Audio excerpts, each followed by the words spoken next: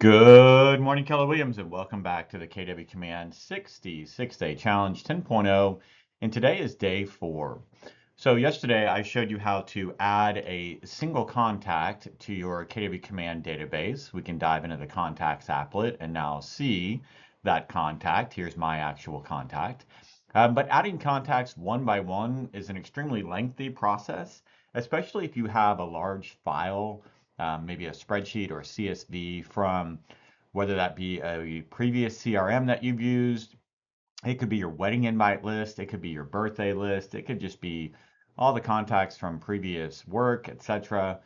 Today I'm going to show you how to import multiple contacts using a CSV file in our contact import wizard. So we're going to come over to the import contacts button at the top right here. And basically it's going to say, hey, we need you to upload a file. Now you do have the ability to download a custom template. If we click on template, basically it's going to open up a CSV file, and I can look at that and you can see what that CSV file looks like. Hang on real quick and I'll show you all of it here. And so you have some information to put in here. This isn't really necessary if you already have the CSV file, though. If you already have your Excel spreadsheet or whatever it may be, we can map all the columns. We didn't used to have that ability, and that's why we had to use this specific import, but that's no longer the case. So I'm going to close out of that, and we are going to actually upload a file that we already have. Now, massive props to my good friend Brooke Silva, who once upon a time created a custom list of fictional characters, and I have been using it ever since. So once again, mad props and love to Brooke Silva for helping me with this. This is our fictional character import list. Essentially, it's just a spreadsheet with columns of names, phone numbers, emails. I've got some tags in there. We've got some lead sources, etc. And what we're going to do is actually import this file. So you can see how easy it is. We're going to go find that file. Then we're going to come and select it and then click on continue. So when that happens, basically Command reads your spreadsheet and it finds, in this case, 14 columns. So these are all columns in that .csv file. And now it's our turn to map those columns to specific command fields. So the first column that we have is first name, and I can come in and see, okay, I want that to show up as a KW command, first name. We're going to do last name to last name. Email, you can see we've got several different types of emails here. In this case, I'm just going to map it to the primary email field. But if you had a second email column, you could always come along and choose to put that in as additional email or additional email work, personal, other. The number of different places you can map to, I mean, you can see I'm scrolling down in this list. It's pretty massive, the different fields that can be mapped to. They even include your custom fields. If you'll remember, we created that custom favorite pie flavor field. I could even get that to come up as well. So phone number, fictional phone number, of course, you can also type in this field. So I'm just going to type the word phone, and then you can see primary phone. We're going to map that. Address, I can type the word address as well. Now, depending on how your field is done, it may be primary address where you have everything in one field. If you have it split out like I do, we're going to map address line 1 to primary address, address line 1. We're going to do the same with line 2. So I'll search for the word address, map line 2. We've got city, primary address, city. We've got state, we're going to do state. We've got zip. So you can see I'm basically just coming along and mapping each one of these.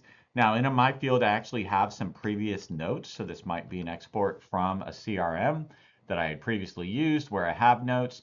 I've got some tags in here as well. Now tags is one of the unique situations where you can actually map multiple columns to the same field. Most of these you can only map once, but tags again is that exception.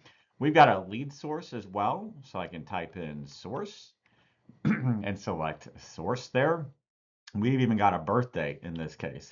So we're going to search for birthday, and there we go.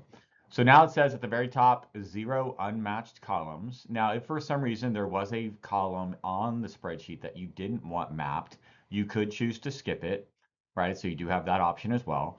But once you've got everything mapped out how you want it done, you're going to click on continue. It's going to give you an example of what that looks like. So in this case, there's only 11 rows or 11 actual contacts in our database spreadsheet. And so you can see we're going to bring in Fada Felcher. It's going to bring in her phone number to primary phone, her email to primary email. You can see the tags, the lead source, the address, the birthday. All of that is getting mapped in. I'm going to click on Finalize Import. And once I do, it's going to say, hey, your contacts are being imported, return to contacts. Now, depending on how many contacts you're bringing in, this process may take a few seconds, a few minutes, or significantly longer time, just kind of depending on what's going on in the back end of command. I'm going to do a quick refresh because this was only 11 contacts. I'm pretty sure it's going to happen pretty quickly. And if we do a refresh, you should see we've got a notification bell. We actually have 3 of them, but 2 of them are tasks. We're going to ignore those. It says your requested contact import was successful. You should see your contacts created in a few minutes. As a heads up, if you are doing an import and there's any sort of error, this will say contact failed. Please see the spreadsheet, and you can click on a link where it will show you what the issues may have been. Sometimes that's you already have that contact email in use, that contact phone number may be in use.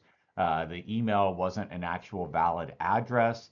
Several different reasons why a specific row of contacts might, or a specific contact might not be imported. So in this case, they were all good. They all came in. We can close our notifications, and now we can see we've got 11 new contacts. We're up to 12 total down here at the bottom.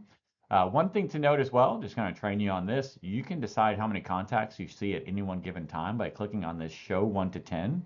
And you can see the options are see 25 at a time, 50 at a time, 100 at a time, or 500 at a time. I think 100 is typically that sweet spot. If you get over 500, sometimes it takes a while to load. That can slow down your command experience. So I'm going to put it on show 100 because we've only got 12. It's showing us all 12. The contact we created yesterday was my personal contact. Now we have all of these additional fake contacts just for training purposes with our tags, our fake phone numbers, our fake emails, etc. So we are set and ready to go. That's it for today, guys.